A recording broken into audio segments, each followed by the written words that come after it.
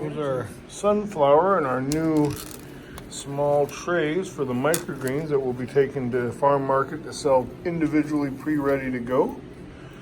This is our first sample tray and it turned out beautiful. I mean, they're 5x5 trays, individual. Just did half a tray. We did a half tray test and look how absolutely amazing this turned out. So we'll be selling these at our farm market this year since we can't do any like touching and pre-packaging, and not these particular, but the ones. Yeah, because we would live harvest. Yeah, last year we would grow in our 10x20 trays like this and just harvest it live, and that would work okay. We sold a lot, but this year, of course, with the coronavirus, all the rules are changing. Here's some beautiful radishes, and see how beautiful these red rainbow radishes and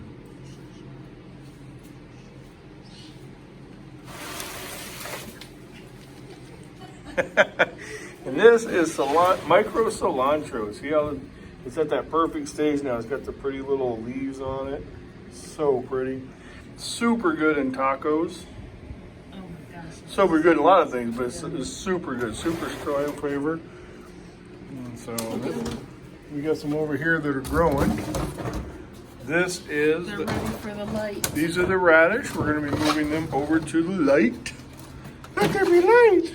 This is amaranth, again, just ready to go into light. This is the broccoli, right? Broccoli. This is gonna go with broccoli. We're already going to a store, a natural food store nearby us this week. You can see the difference between finished.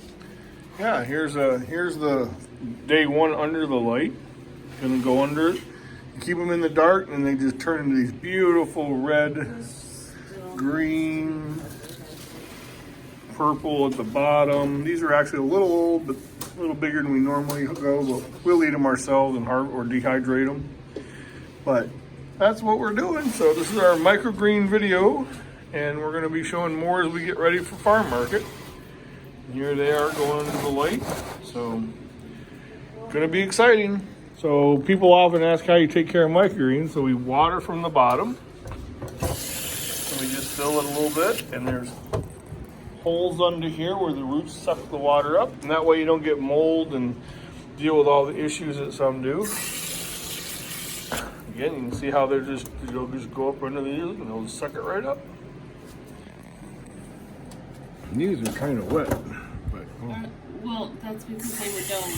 yeah, doming creates like the micro greenhouse effect. So. And we have a hole in our tray apparently. So that happens too. So we had a little bit of a water leak in our tray down there. So that happens around here. That's why we have a dehumidifier right there, keeping it. We want it about 65, no higher than 75 and about 45 humidity. And so there we go. We're updating the tray there.